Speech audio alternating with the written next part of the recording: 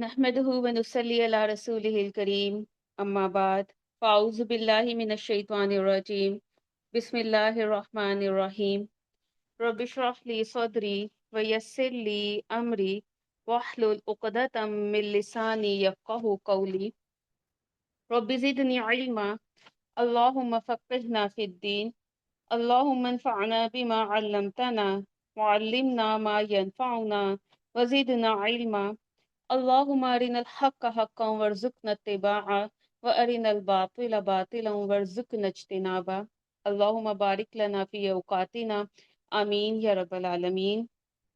अस्सलामु अलैकुम व रहमतुल्लाहि व बरकातुहू। उम्मीद है आप सब ईमान और सेहत की भरपूर हालत में होंगे और ये जो खूबसूरत दिन हमें मिले हैं इनसे भरपूर फ़ायदा उठा रहे होंगे।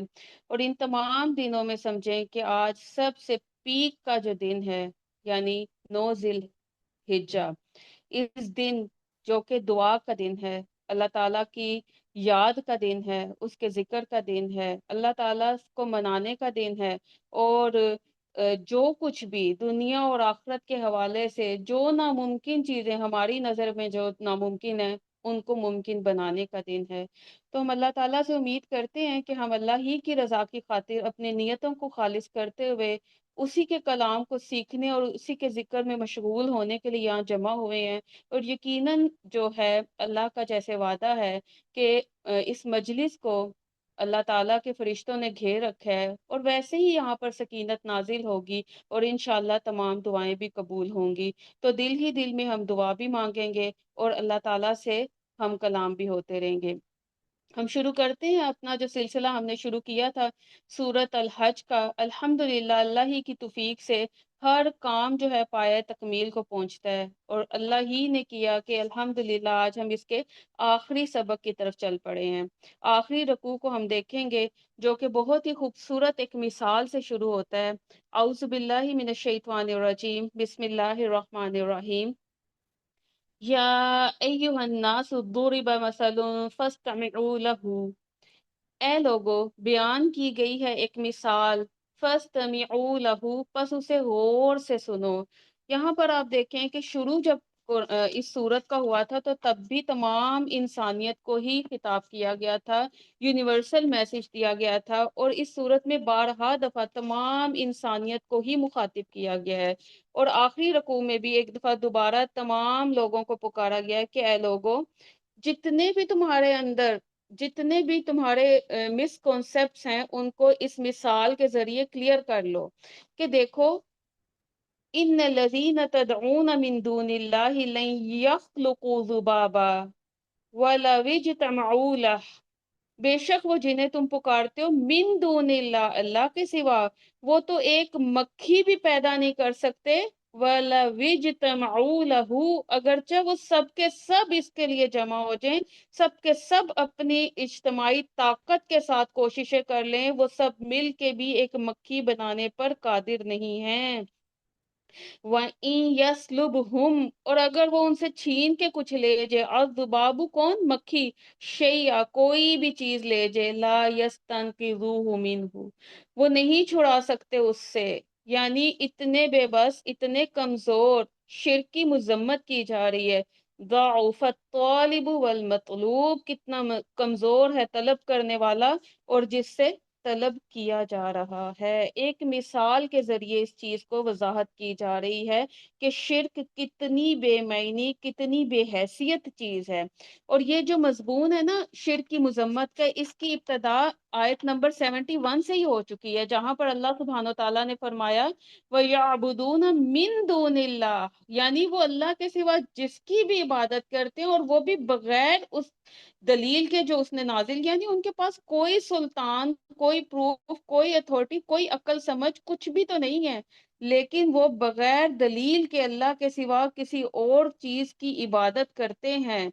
वमा लिज़्ज़ालिमीन मिन नसीर, तो उन जालिमों का कोई मददगार नहीं है। और ये मजमून को आगे कंटिन्यू करते हुए अल्लाह ताला ने मजीद वजाहत के साथ एक मिसाल के जरिए इसको बयान कर दिया कि देखो, क्या करो तमाम लोगों, جس بھی فرقے سے تمہارا تعلق ہے، جہاں پہ بھی تم رہتے ہو، چاہے تم مسلمان ہو چکے ہو، اسلام لے آئے ہو، لیکن ایمان تمہارے ابھی خون میں پیوست نہیں ہوا، تو سنو، ضروری بمثل، تمہاری ایک مثال بیان ہو رہی ہے، اب کرنا کیا ہے، فَاسْتَمِعُوا لَهُ، بڑے ہی غور سے، بڑی ہی توجہ سے سنو۔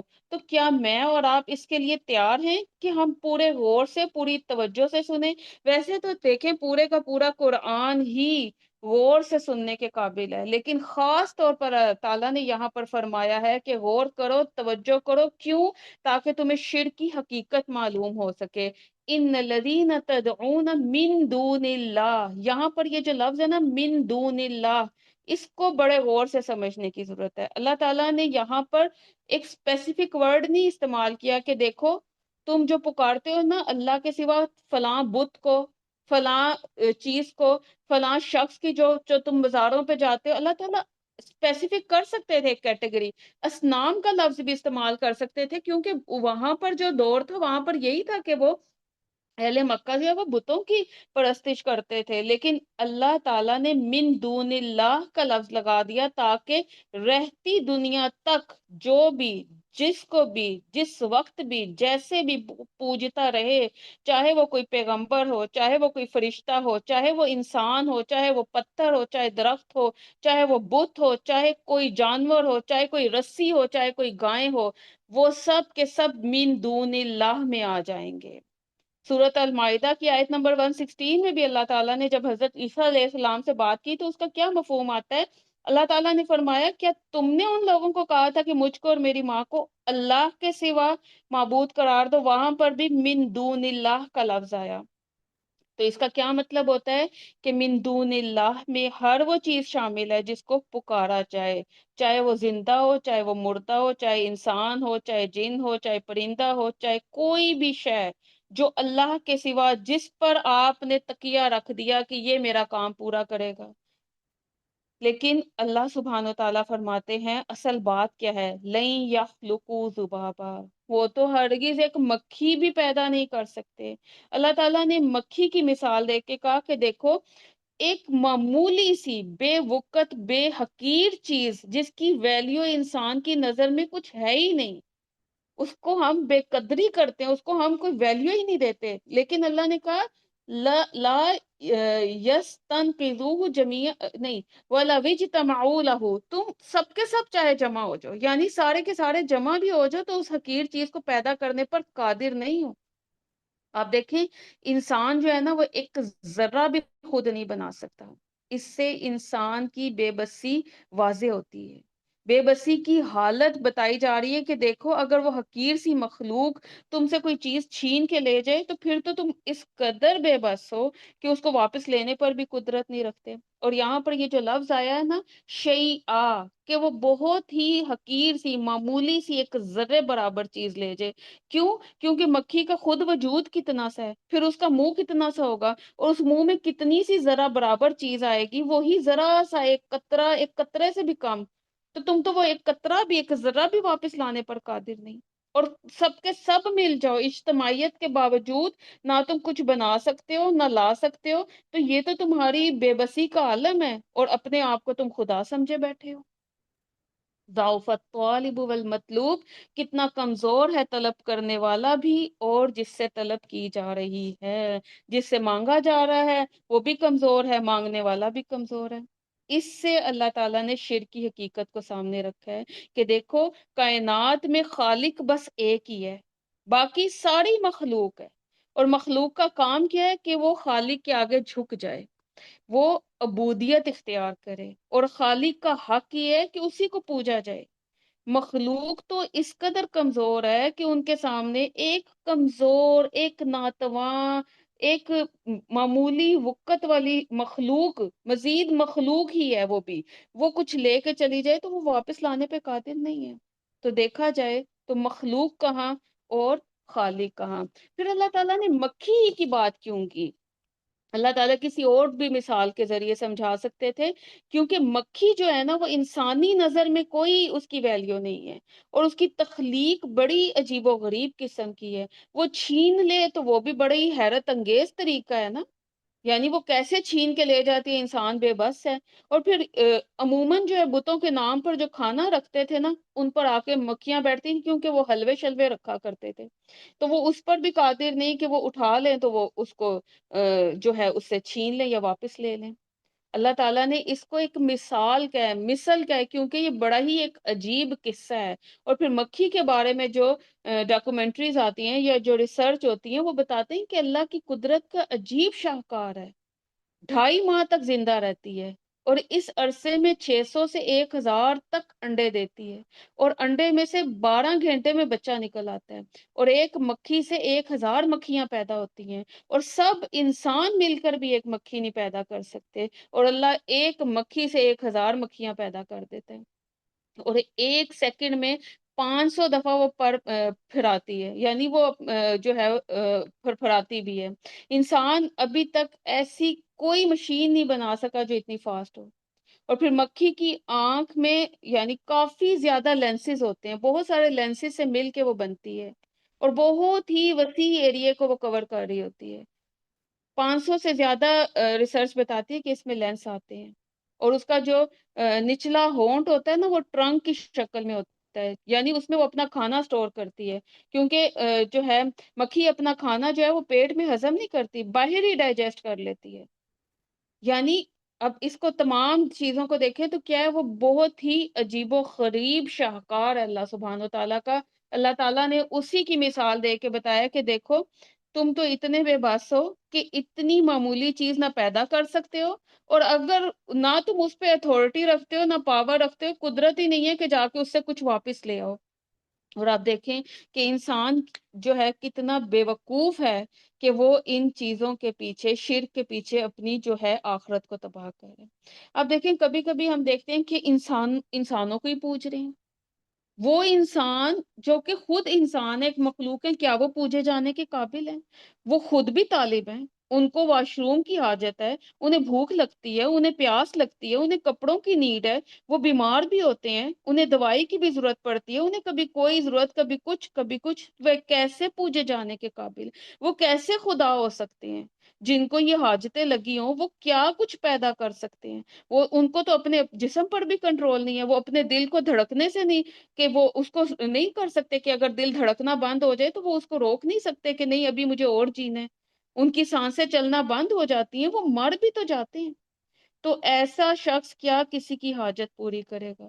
اور اگر وہ قبروں میں پڑے ہیں تو وہ خود اللہ کے محتاج ہیں، وہ تو خود کہتے ہیں کہ ہمیں بخشش مل جائے، اور ہم جو ہیں اللہ تعالیٰ کے خود بے بسی کی ان کی حالت یہ ہے۔ تو جو مانگ رہا ہے وہ تو خود ہی محتاج ہے، اور جس سے مانگا جا رہا ہے وہ خود کتنا محتاج ہے۔ اور اگر کوئی پتھر شتھر ہو تو پتھر تو ویسے ہی پتھر ہے، وہ تو خود کسی قابل نہیں ہے کہ کسی کی حاجت کیا پوری کرے گا۔ ایک شخص کے بارے میں آتا ہے کہ وہ ایک آدمی تھا، وہ کسی مندر یا کسی ایسے بت کدہ میں جا کے سو گیا۔ اب رات کو اس کی آنکھ کھلی تو وہ دیکھتا ہے کہ ایک کتا آتا ہے، یعنی آوارہ کتے آپ نے دیکھے آتے جاتے رہتے ہیں۔ اب وہ انہوں نے کیا کیا کہ بت کے سامنے نا وہاں پر وہ دودھ وغیرہ رکھا کرتے تھے، اس کو بڑی بھوک لگی، اس نے جو ہے سارا دودھ پی لیا، لیکن اس کی طلب ابھی بھی پوری نہ ہوئی۔ ان کا وہ ایک رواج تھا کہ وہ بتوں کو دودھ سے نہلاتے بھی تھے۔ اب کیا ہوا کہ اس کو ابھی مزید طلب تھی تو اس نے بت کو چاٹنا شروع کر دیا، اس کو بڑا زبردست ٹیسٹ لگا، اس نے کہا چلو میں اس پورے بت کو اب چاٹ بھی لیتا ہوں۔ اب دودھ پی لیا، حاجت پوری ہوئی، تو اب اس کو واش روم کی حاجت ہو گئی۔ اس نے کیا کیا، اپنی ایک ٹانگ اٹھائی اور بت پر ہی جو ہے اس نے پیشاب کر دیا۔ اس آدمی نے جو وہاں پر سٹے کیے ہوا تھا، اس نے یہ سارا ماجرا دیکھا تو اس نے سوچا یہ کیسا خدا ہے، اس کی کوئی طاقت نہیں ہے، اس کی کوئی پاور ہی نہیں ہے، اس میں کوئی قوت ہی نہیں ہے کہ ایک جانور آتا ہے اس پر آ کر اپنی پلیتی کرتا ہے، گندگی کر دیتا ہے، یہ تو خود بے بس ہے۔ پھر وہ حق کی تلاش میں نکلا تو اس نے اسلام کو پہچان لیا۔ یعنی آپ اس سارے ماجرے میں دیکھیں کہ یہ حال ہے، شرک کا یہ معاملہ ہے۔ انسان جو ہے اس کے بارے میں آتا ہے کہ وہ چاہے جتنی بھی ترقیاں کر لے، کچھ بھی پیدا کرنے کے قابل ابھی نہیں ہوا۔ پھر اسی طرح آپ دیکھیں کہ جو لوگ سائنس کو پوچھتے ہیں، ہر چیز میں لے آتے ہیں سائنس یہ کہتی ہے، اللہ کے قرآن کے سامنے لا کے کھڑا کرتے ہیں سائنس نے یہ ریسرچ کی ہے، جبکہ قرآن نے جو ہے وہ کئی صدیوں پہلے وہ تمام چیزیں وضاحت کر دی۔ قرآن میں تو ایسے ایسے زبردست خزانے ہیں کہ جو رہتی دنیا تک ریسرچز کرنے کے بعد بھی وہ مزید واضح ہوتے چلے جا رہے ہیں. اب جو لوگ سائنس کی پوجا کرتے ہیں وہ ان کے لیے بڑا چیلنج ہے. ہر آئے دن سائنس جو ہے وہ بے بس ہو جاتی ہے. آئے دن اس کو چیلنج کیا جاتا ہے کہ نہیں اب اس کی ایک نیو تھیوری آ چکی ہے.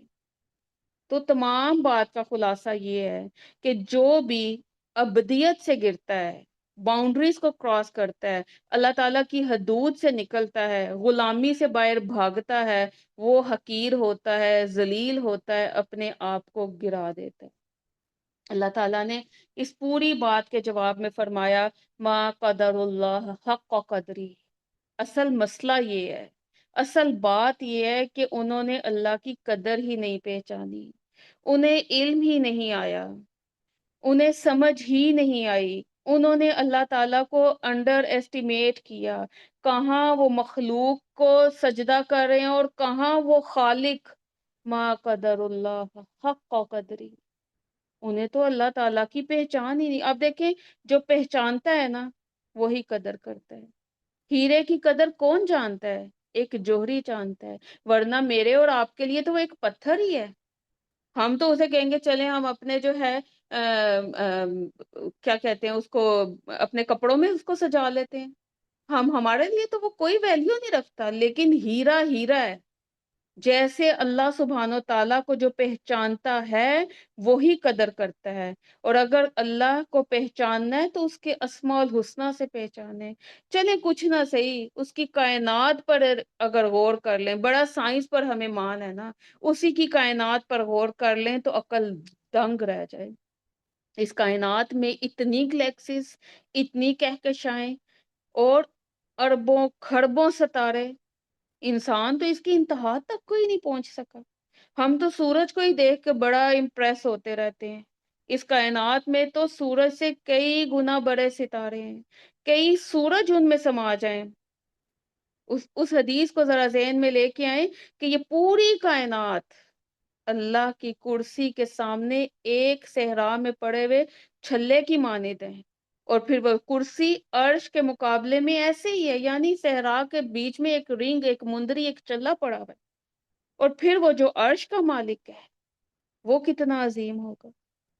اللہ کی قدر انسان کو جب آئے گی جب وہ اسے پہچانے گا. یہاں پر حال کیا ہے؟ کوئی بت کو پوج رہا ہے، کوئی درخت کو، کوئی جانور کو. چلے ہم کہتے ہیں ہم شرک نہیں کرتے، تو ہم تو اپنے نفس کے ہی پجاری ہیں. ہم تو اسی کے غلام ہیں. ہم تو اسی کو نہیں چھوڑ پاتے. دل نہیں چاہ رہا کتنا کومن ورڈ ہے. بڑے کیا چھوٹے، چھوٹے کیا بڑے، ہر بچے بچے کی زبان پہ یہ لفظ آ چکا ہے. میرا ابھی دل نہیں چاہ رہا. مجھے آپ فورس مت کریں. ابھی میرا نماز پڑھنے کا موڈ نہیں ہے. ابھی میرا یہ جو ہے قرآن کی ترجمہ تفسیر سیکھنے کا موڈ نہیں ہے.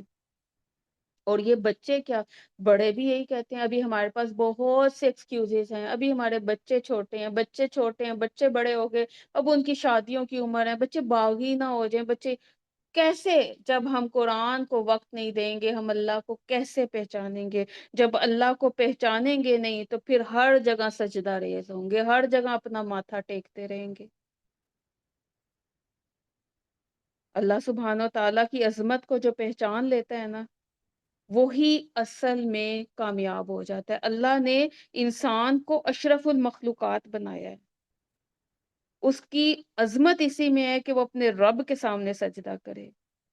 لیکن اگر وہ گر گیا، اگر وہ جھک گیا، اس نے اپنی حیثیت بھلا دی تو اس نے اپنے رب کو بھی بھلا دیا. ان اللہ لقوی عزیز. بے شک اللہ بہت قوت والا، بہت زبردست ہے. اللہ تو طاقتور ہے، قوت والا ہے، اور پھر اس کے اوپر العزیز بھی ہے، اتھارٹی والا بھی ہے، غلبے والا بھی ہے. ہر طاقتور کا غلبہ نہیں ہوتا، لیکن اللہ وہ ہستی ہے جو قوی بھی ہے اور عزیز بھی ہے. تو اللہ کو جاننے کا طریقہ کیا ہے کہ اللہ کی قدرت کو پہچانا چاہے، اس کے ناموں کو پہچانا چاہے. پھر ہمارے لیے اس کے احکامات مشکل نہیں ہوں گے، پھر نمازیں بھاری نہیں لگیں گی، پھر اللہ کی راہ میں وقت لگانا مشکل نہیں لگے گا، کیونکہ آگے اگلی آیات یہی ڈیمانڈ کر رہی ہیں. اللہ سبحانہ تعالیٰ آگے فرماتے ہیں اللہ یصطفی من الملائکۃ رسلا ومن الناس، اللہ چن لیتا ہے فرشتوں میں سے پیغام پہنچانے والے اور انسانوں میں سے بھی. یعنی یہ جو سلیکشن ہوتی ہے نا، یہ ایک اسپیشل سلیکشن ہوتی ہے، اور یہ کوئی نہیں کر سکتا، اللہ تعالیٰ کرتا ہے. استفا چن لیتا ہے، خالص کر لیتا ہے، پیور کر لیتا ہے. فرشتوں میں سے بھی آپ دیکھیں، ہر فرشتے کی اپنی ڈیوٹی ہے. حضرت جبرائیل کو اللہ سبحانہ تعالیٰ نے چنا کہ وہ وہی لے کے آئیں، پیغام پہنچائیں. اور انسانوں میں سے بھی کچھ کو وہ چن لیتا ہے، پیغمبر کا درجہ دے دیتا ہے. یعنی وہ عظیم الشان ہستی ہے، اس کی یہ پاور ہے، اس کی یہ جو پیچھے بات ہوئی ہے نا لقوی عزیز، یہ اسی کی فیصلہ ہے، اسی کی زبردست قوت ہے، اور وہ زبردست فیصلہ کر رہا ہے، اس کی اتھارٹی ہے، اس کی پاور ہے، وہ جس کو چاہتا ہے چن لیتا ہے. ایک حدیث کا مفہوم آتا ہے کہ اللہ تعالیٰ نے تمام انسانوں کے دلوں کا جائزہ لیا، اور آپ صلی اللہ علیہ وسلم کے دل کو سب سے بہترین پایا تو آپ کو اپنی رسالت کے لیے چن لیا. پھر دوبارہ سے تمام انسانوں کے دلوں کا جائزہ لیا تو صحابہ کرام کے دلوں کو افضل ترین پایا تو انہیں نبی صلی اللہ علیہ وسلم کی صحبت کے لیے چن لیا. اب آپ دیکھیں یہ چناؤ اللہ تعالیٰ نے کیا، لیکن کیا ہوا جب وہ چنے گئے تو کیا ہوا؟ کیا وہ اپنی باؤنڈریز کراس کر بیٹھے؟ نہیں، وہ پھر بھی اللہ کے بندے بن کے رہے، عبد بن کے رہے، اور یہی ان کی شان تھی.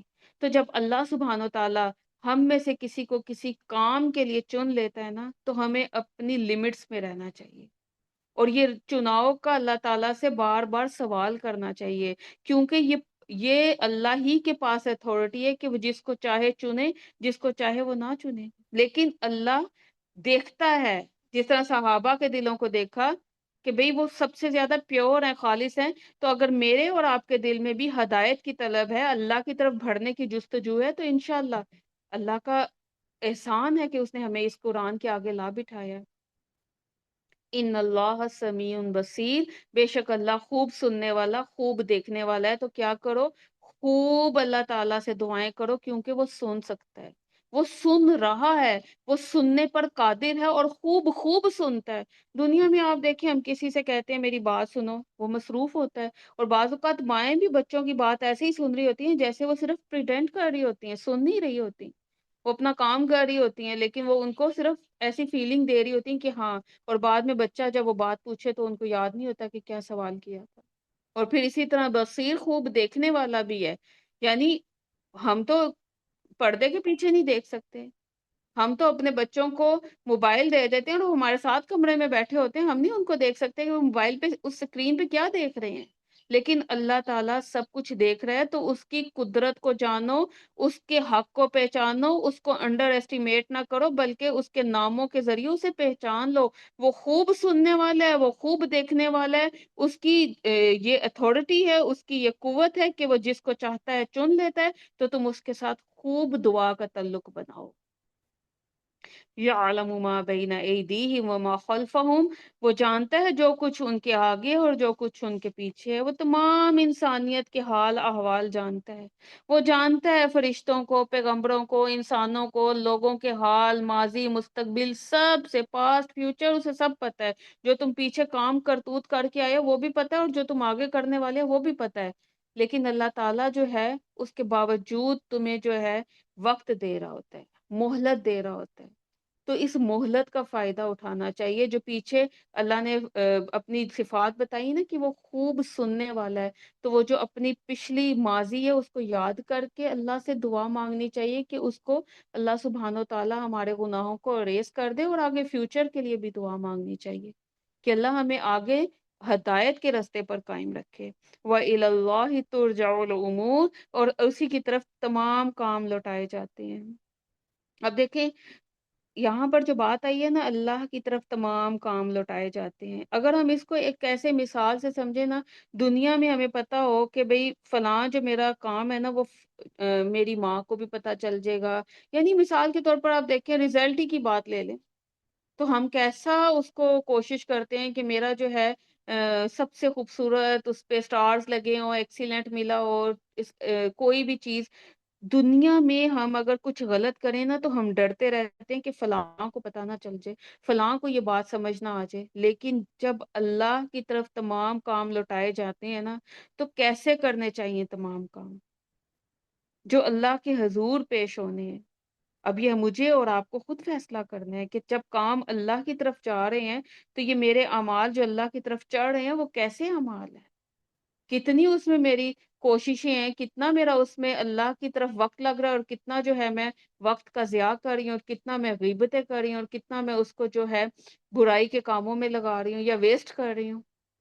یہ مجھے اور آپ کو اپنا محاسبہ خود کرنا ہے۔ اللہ سبحانہ و تعالیٰ یہاں پر ایک بات کو مکمل کر کے آگے دیکھیں، پیچھے جتنی بھی آیات گزری نا اس میں یا ایوہ الناس پوری انسانیت کو خطاب کیا جا رہا ہے، یہاں پر سلیکشن ہو گئی ہے۔ یہاں پر اللہ سبحانہ و تعالیٰ فرماتے ہیں یا ایوہ الذین آمنو، اے لوگو جو تم ایمان لائے، یعنی سورت کا اختتام ہو رہا ہے۔ اب دیکھیں پارے کا بھی اختتام ہو رہا ہے، ایک بات مکمل ہو رہی ہے، پیچھے شروع سے لے کے اینڈ تک جو کہنا تھا، جو سمجھانا تھا کہ دیکھو توحید پر بات ہو گئی، تقوی پہ بات ہو گئی، اس کے بعد حج کے تمام ارکان بتا دیے گئے، شرک کی مذمت کر دی گئی، سب کچھ بتانے کے بعد اللہ سبحانہ و تعالیٰ نے سلیکشن کر دی کہ اب اس کے بعد تو ظاہر ہے کچھ ایمان خالص ہوا ہوگا، پیور ہوا ہوگا، تو اب کچھ کرو نا، پھر عمل میں بھی تو ڈھلو، کچھ کر کے بھی تو دکھاؤ کہ اے ایمان والو، یا ایھا الذین آمنوا ارکعوا واسجدوا، اے ایمان والو رکوع کرو اور سجدہ کرو۔ پوری انسانیت کو چھوڑ کے کچھ لوگوں کو جن کا ایمان تھا ان کو کہا کہ اب ایمان کو عمل میں ڈھلنا چاہیے، اب کچھ کرنے کا ٹائم ہے۔ یہ دو اگلی جو آیات ہیں نا یہ کافی اہم ہے، یہاں پر کرنے کے کام بتائے جا رہے ہیں، اور سب سے پہلا جو کام بتایا گیا نا وہ رکوع اور سجدے کا حکم دیا گیا۔ رکوع اور سجدہ کہا، نماز نہیں کہا گیا۔ نماز کی چار پوزیشنز ہوتی ہیں، یا تو ہم کھڑے ہوتے ہیں، یا ہم بیٹھتے ہیں، یا رکوع کرتے ہیں، یا سجدہ کرتے ہیں۔ اور پہلی دو پوزیشنز جو ہوتی ہیں نا وہ کبھی نہ کبھی ان میں انسان ہوتا ہی ہے، لیکن یہ جو دو پوزیشنز ہوتی ہیں نا یہ بڑی یونیک ہوتی ہیں، جو صرف نماز کے ساتھ ہی خاص ہوتی ہیں، اور ان کے اندر عاجزی ہوتی ہے، ہمبلنس ہوتی ہے، اور اسی حالت میں انسان اگر دیکھے نا تو وہ انسٹیبل کنڈیشن میں بھی آ جاتا ہے، غیر مستحکم ہوتا ہے، یعنی اگر ذرا سا بھی اسے کوئی ہاتھ لگائے نا رکوع کی حالت میں ہے وہ گر جائے گا، سجدے کی حالت میں آپ دیکھیں تھوڑا سا وہ پاؤں سے وہ گرے تو وہ گر جائے گا، یعنی کمزوری ہے، عاجزی ہے، ذلت کی پوزیشن ہے۔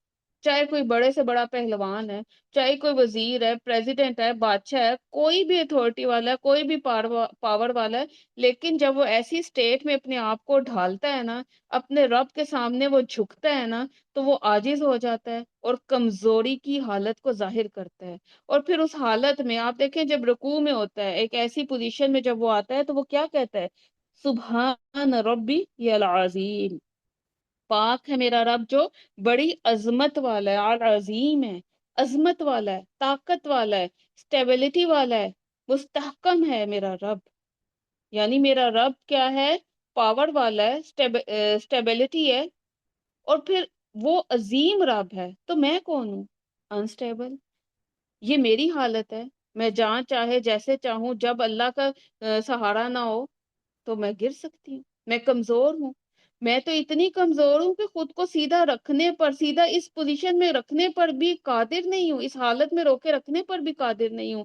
تو اس حالت میں انسان اپنی اصل پوزیشن کو پہچانتا ہے، اور پھر جب وہ سجدے کی حالت میں جاتا ہے تو اپنا سب سے معزز ترین مقام، جو چہرہ جس کو ہم آج پوج رہے ہیں، کیا بس نہیں چلتا ہمارا اپنے چہرے کو پوجنے کے لیے، کیا کچھ نہیں اس کے لیے پروڈکٹس مارکیٹ میں آ چکی ہیں صرف اس چہرے کی خوبصورتی کے لیے، اور اس چہرے کو جو ہے اس کے اوپر کتنی بحثیں ہوتی ہیں۔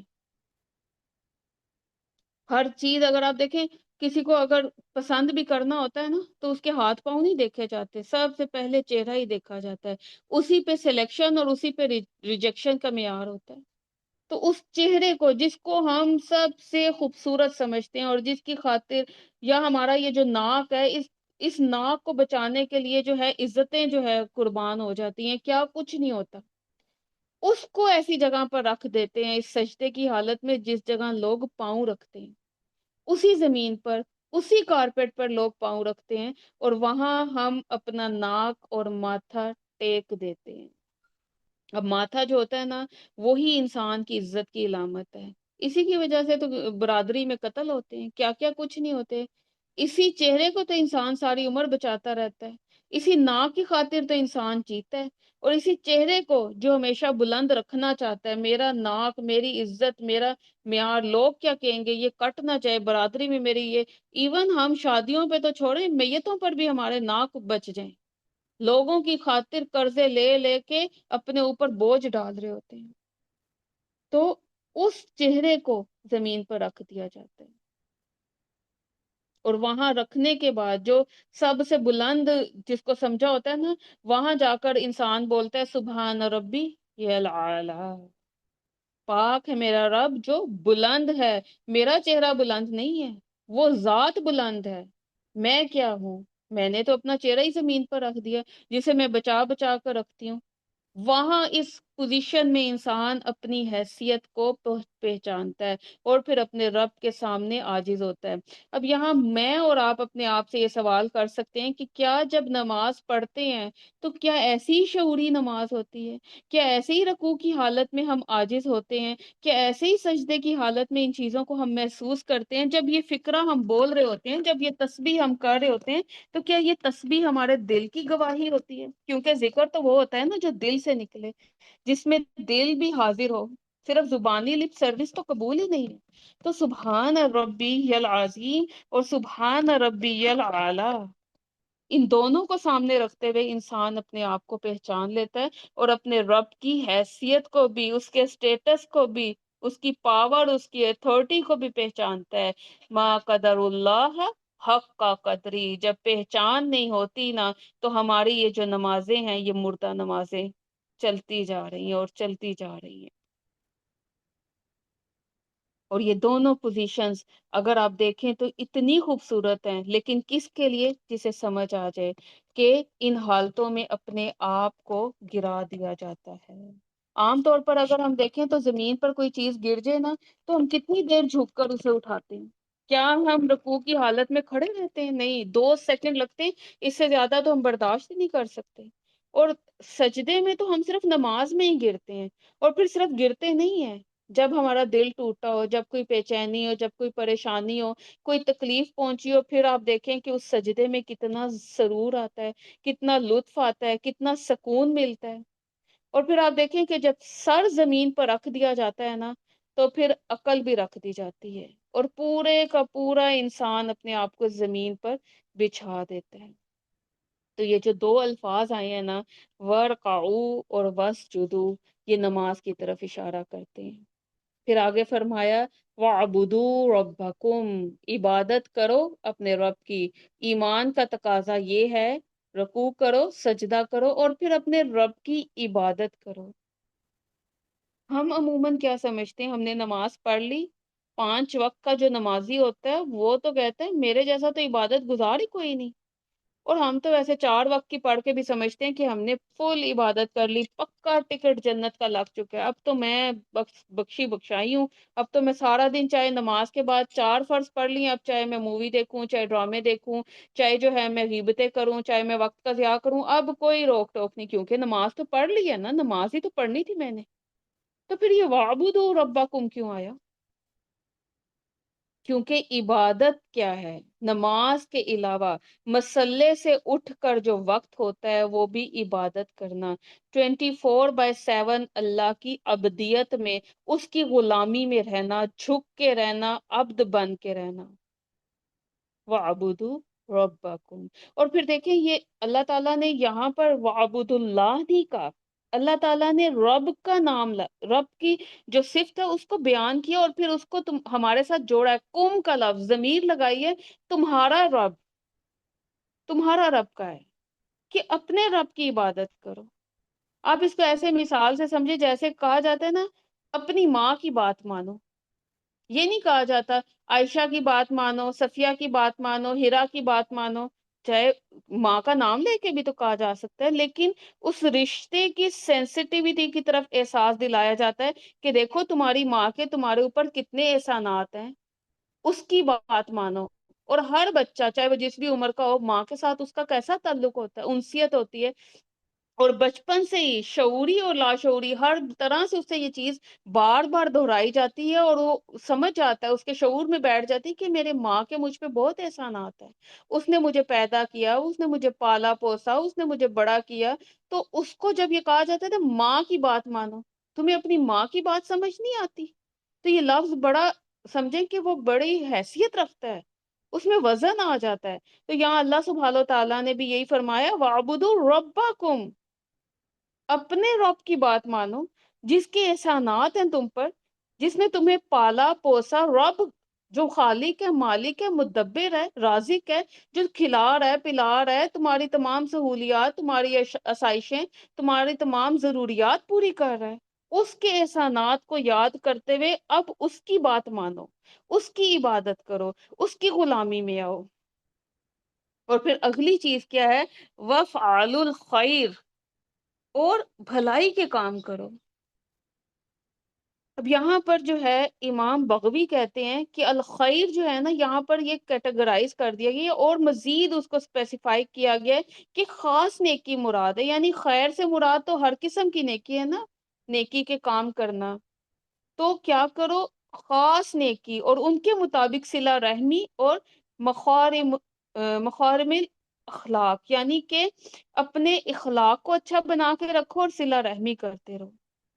اب یہاں پر ہم اپنے جائزہ لے سکتے ہیں ہمارے اخلاق کیسے ہیں، لوگوں کو ہم جو ہیں ان کی شخصیت کے مطابق ڈیل کر رہے ہوتے ہیں، جبکہ ڈیمانڈ کیا کی جا رہی ہے کہ لوگوں کی شخصیت پر ڈیپینڈ نہ کریں تمہارے اخلاق، ایسا رویہ جو تمہاری نیچر میں ڈھل چکا ہو، عادت بن چکی ہو، جس کے تحت آپ لوگوں کے ساتھ معاملہ کریں، آپ کو سوچنا نہ پڑے کہ سامنے فلاں بندہ ہے تو مجھے اس کے ساتھ ایسا معاملہ کرنا ہے، اور فلاں ہے تو ایسا معاملہ کرنا ہے۔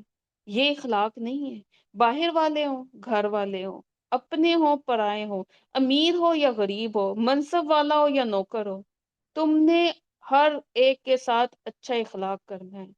وَافْعَلُوا الْخَيْرَ، اور پھر صلہ رحمی بھی کرنی ہے۔ اور پھر اگر اس کو مزید ایکسپلین کیا جائے تو زندگی کے ہر لمحے میں خیر ہی خیر ہو، تمہاری نیکیوں میں اضافہ ہوتا ہوتا ہوتا ہوتا ہی چلا جانا چاہیے۔ وَافْعَلُوا الْخَيْرَ، اور یہاں دیکھیں مزید اس کو خوبصورتی، کلام کی خوبصورتی ہے، قرآن کے معجزات ہیں۔ وَافْعَلُوا الْخَيْرَ، وَافْعَلُوا فعل کا لفظ استعمال ہوا ہے، اعملوا الخیر نہیں آیا۔ فعل اور عمل میں فرق ہوتا ہے، فعل فوری ری ایکشن ہوتا ہے، خیر سامنے آئے فوراً ایکشن لے لو، ڈیلے مت کرو، سوچو نہیں کہ اچھا میں سوچوں گی اور پھر عمل کروں گی، نہیں، فوراً ری ایکشن۔ اور ان چار کاموں کے بعد کہا جا رہا ہے لعلکم تفلحون، ان چار کاموں کے کرنے پر امید ہے کہ فلاح پا جاؤ گے، یعنی مومن کی پوری زندگی کا دائرہ کار بتایا گیا ہے، نماز، نماز کی حالت، اور پھر نماز کے علاوہ 24/7 کی حالت، اور ہر لمحہ خیر ہی خیر، ہر لمحہ نیکی میں اضافہ، یعنی اللہ کی غلامی میں رہو، اپنی باؤنڈریز کو سیٹ کر لو تو انہیں کراس مت کرو، اور پھر امید ہے کہ لعلکم تفلحون۔ اور اس کے آگے اگر ہم دیکھیں تو آیت نمبر 78 اسی کو ہی کنٹینیو کر رہی ہے، آخری آیت، بہت خوبصورت آیت اور بہت ہی وسیع مضمون لیے ہوئے۔ وَجَاهِدُوا فِي اللَّهِ، اور جہاد کرو اللہ کے رستے میں، کیسا جہاد؟ حق کا جہاد، جیسا جہاد کرنے کا حق ہے۔ وَجَاهِدُوا فِي اللَّهِ کا لفظ آیا ہے۔ اب یہاں بھی دیکھیں اللہ تعالیٰ نے فی سبیل اللہ نہیں کہا، اللہ نے سبیل کا لفظ نکال کر ڈائریکٹ اپنے ساتھ جوڑ دیا ہے تاکہ انسان کو آنر فیل ہو۔ جہاد یعنی جوہد، جد و جہد، وسعت اور طاقت اور انتہائی کوشش کے ساتھ کام کرنا ہے، محنت کرنی ہے۔ کس کے لیے کرنی ہے؟ فی اللہ، اللہ کے رستے میں کرنی ہے، اللہ کے دین کے لیے کرنی ہے، اور کتنی کرنی ہے؟ جتنا کہ کرنے کا حق ہے، حق کا جہاد ہی۔ جیسا حق ہے محنت کرنے کا، جیسا اللہ کا تم پر حق ہے، اس کے احسانات ہیں، ویسے اس کے دین کے لیے اور اس کے لیے خود کو تھکانا۔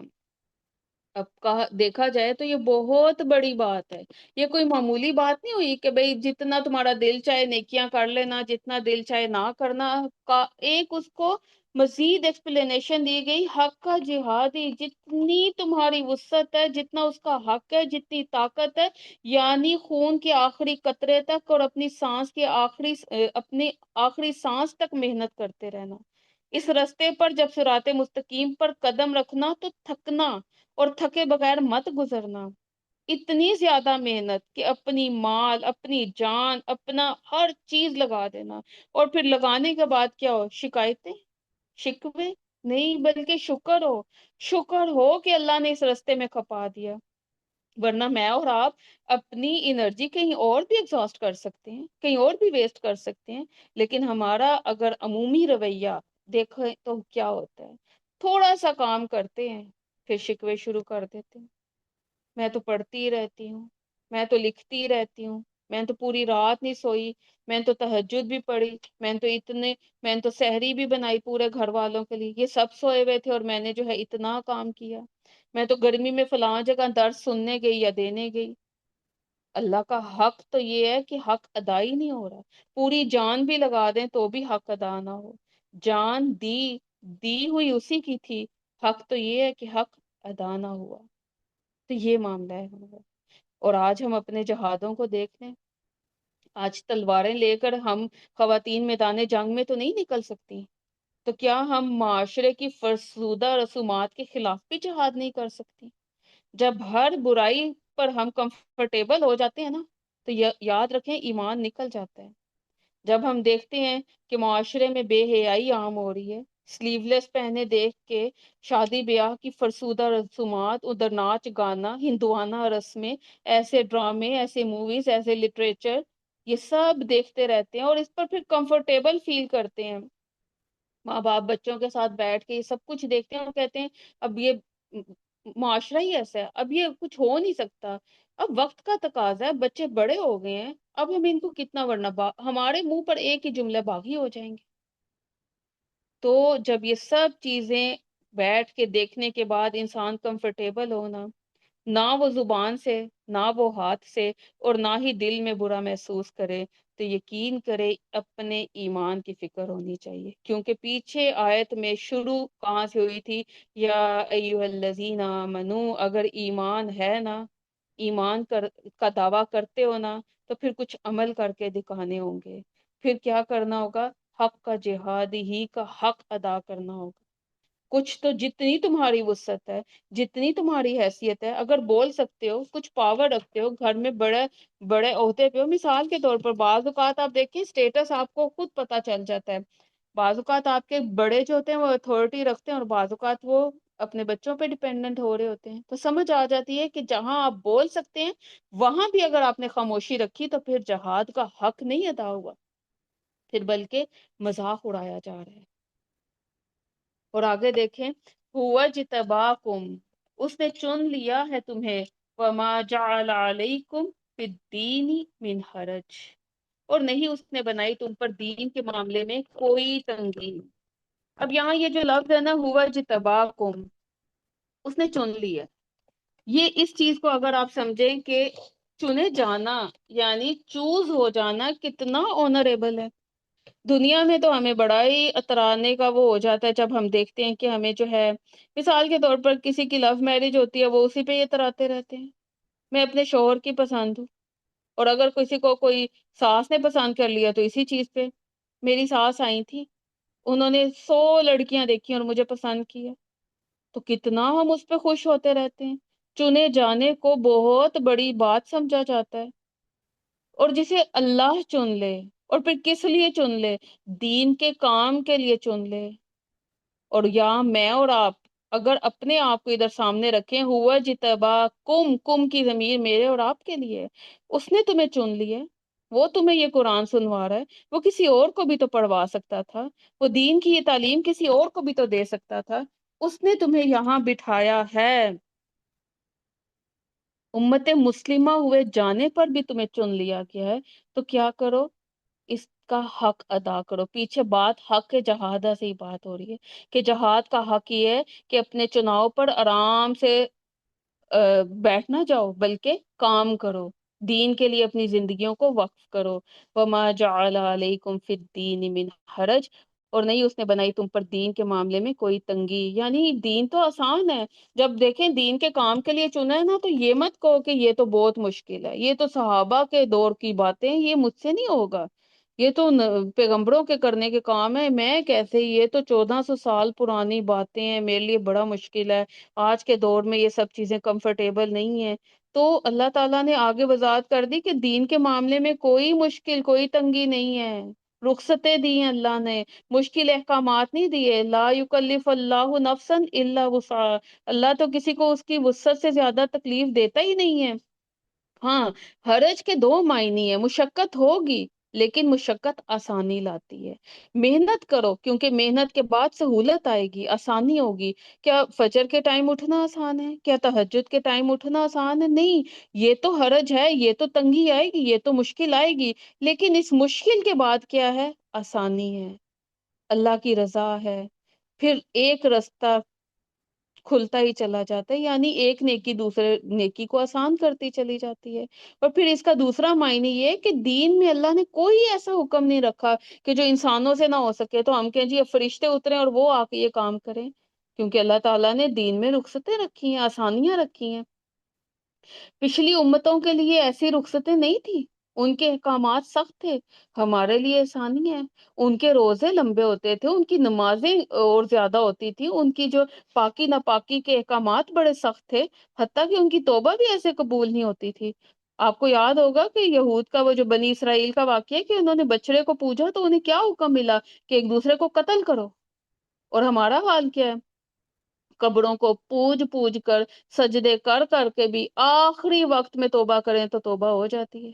تو کیا ہے، اللہ تعالیٰ نے آسانیاں رکھی ہیں۔ اور ویسے بھی آپ دیکھیں، سفر میں نماز قصر رکھ دی ہے، بیماری میں روزہ چھوڑنے کی اجازت ہے، وضو نہیں کر سکتے تیمم کر لو، آسانیاں ہی آسانیاں ہیں۔ اور پھر یہ تو نہیں کہہ دیا کہ بھئی اب تمہارے گھٹنے نہیں چل رہے تو اب تم نے کھڑے ہی ہو کے نماز پڑھنی ہے، یا تم بیمار ہو تو بھی تم نے یہی سب کچھ کرنا ہے، بلکہ آسانیاں رکھ دی ہیں۔ تو دین تو خوبصورت ہے، دین میں تنگی نہیں ہے، حرج نہیں ہے، لیکن اس حرج کو اگر ہم اپنے معنی میں بنائیں کہ بھئی اب دین میں حرج نہیں ہے، کوئی تنگی نہیں ہے، تو میں اپنی مرضی کروں، میں چاہے سلیو لیس پہنوں، چاہے میں جیسے مرضی اپنے بچوں کی شادیاں کروں، تو اس کا یہ مطلب نہیں ہے۔ آیت کا مفہوم یہ ہے کہ دین میں رخصتیں ہیں، اس کے احکامات مشکل نہیں ہیں، تو اس رستے پر چلو کیونکہ تمہارا چناؤ ہو چکا ہے، اور پھر چناؤ ہونے کے بعد تم نے جہاد کا حق ادا کرنا ہے۔ ملت ابیکم ابراہیم، یہ دین تمہارے باپ ابراہیم کا ہے، یعنی یہ خالص توحید ہے، اور یہ طریقہ ہے تمہارے باپ کا۔ ہوا سماکم المسلمین، اس نے تمہارا نام مسلمان رکھا، اس میں ابراہیم کی طرف بھی ضمیر جا رہی ہے اور اللہ کی طرف بھی جا رہی ہے۔ من قبل وفی ھذا، اس سے پہلے بھی اور اس میں بھی، یعنی پہلے بھی تمہیں مسلمان کہا جاتا تھا، اور اس کتاب میں بھی اللہ تعالیٰ نے تمہارا نام مسلم رکھا ہے۔ مسلم کیا ہوتا ہے؟ فرما بردار ہوتا ہے۔ اور یہ جو دین ہے، یہ جو طریقہ ہے، یہ تو ابراہیم علیہ السلام کا، ابراہیم علیہ السلام کو باپ کا جو ہے سٹیٹس دیا گیا کہ یہ دین تو تمہارے باپ کا ہے، کیونکہ یہود و نصارہ بھی ان کو اپنا بڑا سمجھتے تھے۔ اور ابراہیم علیہ السلام کی وہ دعا تھی نا کہ اللہ ہماری اولاد میں سے ایک امت اٹھا جو مسلم ہو، اور اپنے لیے بھی جو انہوں نے دعا مانگی تھی کہ ہمیں اپنے لیے فرما بردار مسلم بنا۔ یعنی اگر دیکھا جائے، اگر تم ان کے فالورز ہو، یہودا نصارہ کی بات ہے، تو تب بھی دیکھو کہ وہ تو خود بھی یکسو مسلمان تھے، وہ خود بھی مسلم تھے، انہوں نے تمہارا نام بھی مسلم رکھا۔ یہ جو فرقہ واریت ہے، یہ تو بعد کی پیداوار ہے، تم نے تو خود ہی اپنے نام رکھ لیے ہیں، تم نے تو خود ہی بریلوی، حنفی، دیوبندی یہ فرقے بنا لیے، یہ کاسٹ سسٹم بنا لیے، زندگیوں کو مشکل کر دیا، اپنی برادری سے باہر شادیاں نہیں کرنی، بہوؤں کو لا کے تانے دیے جاتے ہیں، یہ ساری چیزیں تو تم نے خود مشکل بنائی، حالانکہ تم تو مسلم ہو۔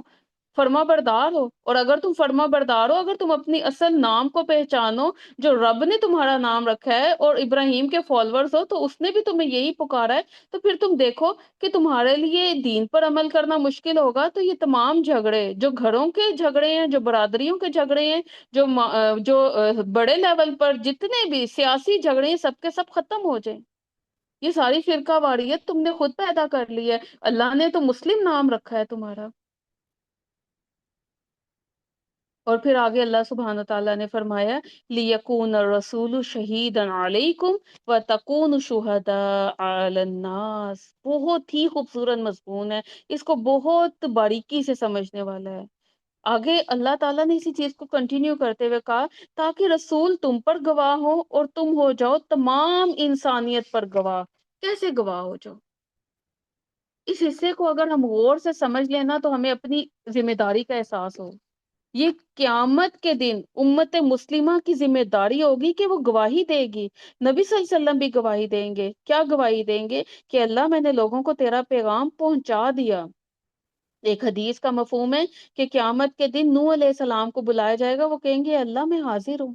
اللہ تعالیٰ سوال کریں گے کیا تم نے تبلیغ کی؟ وہ کہیں گے ہاں۔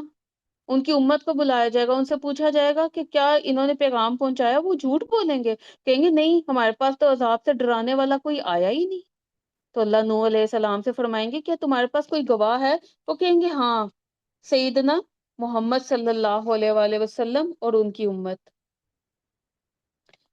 پھر وہ گواہی دیں گے، نبی صلی اللہ علیہ وسلم بھی گواہی دیں گے، اور یہ امت بھی گواہی دے گی۔ اب میں نے اور آپ نے وہاں پر جا کر گواہیاں دینی ہیں۔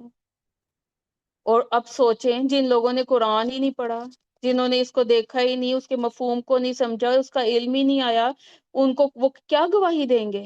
وہ تو خود وہاں بلینک چہرے لے کے کھڑے ہوں گے، فلیٹ ہوں گے، انہیں معلوم ہی نہیں ہوگا کہ ہمیں کوئی رسپانسبلٹی دے کے بھیجا گیا تھا۔ تو اس ذمہ داری کو وہ کیسے اٹھائیں گے اس دن؟ اور پھر یہ جو ایک علیکم کا لفظ آیا نا کہ لیکون الرسول شہیدن علیکم، تم پر گواہ ہوں گے، تم پر حاضر ہوں گے، تم پر جو ہے وہ گواہی دیں گے، تو اس کا ایک معنی خلاف کے بھی آتا ہے کہ آپ صلی اللہ علیہ وآلہ وسلم کو امت کے خلاف بھی گواہی دینی پڑے گی، لوگوں کے خلاف بھی گواہی دینی پڑے گی کہ ہاں میں نے پیغام پہنچا دیا، اب لوگوں نے مانا یا نہیں مانا یہ ان کا فعل ہے، یہ ان کا عمل ہے۔ اور پھر جن لوگوں نے ذمہ داری کو پہچانا ہی نہیں ایز اے امہ، انہوں نے اس کو پورا کیا ہی نہیں، تو گواہی تو ان کے خلاف ہی جائے گی نا۔ ایک مسلمان ہونے کی ذمہ داری، امت مسلمہ ہونے کی ذمہ داری کیا ہے کہ ہم اپنی حیثیت کو پہچانیں اور اللہ کے دین کے لیے اپنی زندگیوں کو وقف کریں، وَاجْتَبَاكُمْ، اپنے چناؤ کو آنریبل سمجھیں اور حق ادا کریں جہاد کا، یہ پیغام آگے پہنچائیں، کیونکہ یہ ایک ٹائٹل نہیں ہے، یہ ایک منصب ہے، یہ ایک عہدہ ہے، پھر رسپانسبلٹیز بڑھ جاتی ہیں۔ ہم تو امت مسلمہ کے ٹائٹل سے اپنے آپ کو بس آنریبل محسوس کرتے رہتے ہیں، خوش ہوتے رہتے ہیں اور خوش فہمیوں میں مبتلا رہتے ہیں۔ ہم تو بخشے بخشائے ہیں، نبی صلی اللہ علیہ وسلم کی امت ہیں، ہم تو جو ہے جنت کے حقدار ہیں۔ آپ دیکھیں جب کسی کو ذمہ داری یا کسی کو منتخب کیا جاتا ہے، اس کی سلیکشن ہوتی ہے، مثال کے طور پر ایز اے پریزیڈنٹ آپ کو منتخب کر لیا جائے، اور آپ کیا کریں؟ آپ کہیں جی بڑی خوشی کی بات ہے، آپ تو پھولے نہ سمائیں اور گھر جا کے آرام کرنے لگ جائیں، یا پھر کیا ہے آپ جی صدر ہاؤس میں جا کے بیٹھ جائیں اور بس اے سی چلائیں اور کہ بس جو ہے اچھا کھانا، اچھے بوفے، یہ سب کچھ میری تو پاور ہی بہت ہے، مجھے تو اتھارٹی مل گئی ہے، مجھے کام کرنے کی کیا ضرورت ہے؟ تو وہ کتنے دن سلیکشن قابل قبول رہے گی؟ کیا وہ اس سیٹ کے قابل رہ جائے گا؟ ایسے ہی بحیثیت امت ہم صرف اس فضیلت کو، اس نام کو، اس ٹائٹل کو انجوائے کر رہے ہیں۔ پھر آپ اس کو ایسے بھی سمجھیں ایک مثال سے، کہ مثال کے طور پر ہم خواتین ہیں تو اسی کی مثال سے ایک لڑکی کی شادی ہوتی ہے، اب وہ شادی کو جو ہے وہ سمجھتی ہے کہ بھئی یہ تو بڑی میری فضیلت ہو گئی ہے، مجھے جو ہے آنر مل گیا ہے، عزت ہو گئی ہے۔ اب وہ اپنی ذمہ داری کو نہیں سمجھتی، بلکہ وہ جو ہے سمجھتی شادی کا جو مقصد ہے روز تیار ہونا، میک اپ کرنا، گھومنا پھرنا، انجوائمنٹ کرنا، تو وہ کتنے دن بعد چلے گی؟ وہ ایسی شادیاں کتنے دن کامیاب رہیں گی؟ یا پھر ایسے سمجھیں کہ آپ ماں بن جائیں، اور اسی پر خوش ہوتی رہیں کہ ٹھیک ہے جی، میں تو جی ماں بن گئی ہوں، اور میں تو اب تو میرے لیے بس نوکر چاکر ہونے چاہیے، اور اپنی ذمہ داری نہ سمجھے. بچہ رو رہا ہے، آپ سو رہی ہیں. کیا ایسی ماں رسپانسبل ہوگی؟ دنیا والے بھی کہیں گے کیسی پاگل عورت ہے. اور اللہ تعالیٰ بھی امانت کا سوال کریں گے، جواب دہی دینی ہوگی کہ تم نے کیا پرورش کی اس بچے کی، ایک ذمہ داری جو تمہیں دی گئی تھی.